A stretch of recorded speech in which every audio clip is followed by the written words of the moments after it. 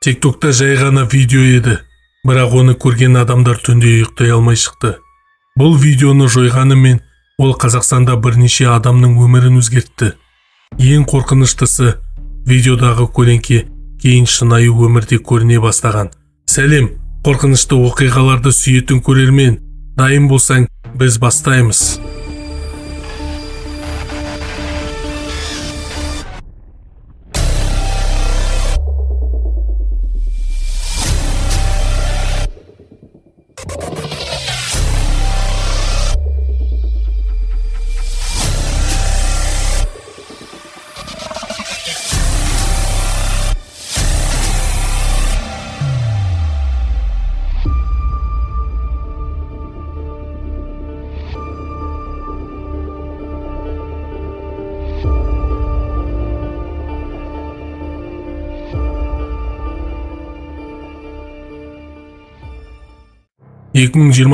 жылдың күзінде TikTok'та бір қысқа видео тарай бастады.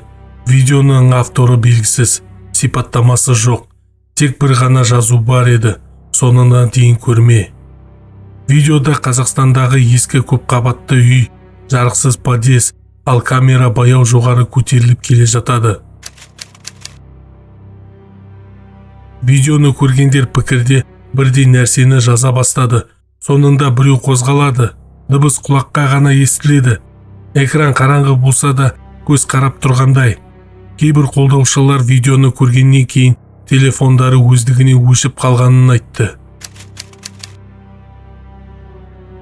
Алматы облысынан бір жігіт видеоны түнде көріп шығады. Сол түні оның камерасы өздігіне қосылып, бос бөлмені түсіре бастаған. Ең қорқыныштысы кадрда терезе алдында адам бейнесі тұрған. TikTok бұл видеоны бірнеше рет өшірді, бірақ ол әр жолы басқа аккаунттан қайта жүктеліп отырды. Айтуларынша, видеоның соңына дейін көрген адамдардың бірі түсініксіз дыбыстар естіген, бірі түнде біреудің атын атап шақырғанын естіген. Қазір бұл видео ашық түрде жоқ, бірақ кейбіреулерде ол әлі сақталған дейді. Ал егер TikTok'та соңына дейін көрме деген белгісіз видео шықса, оны өткізіп жібергенің дұрыс.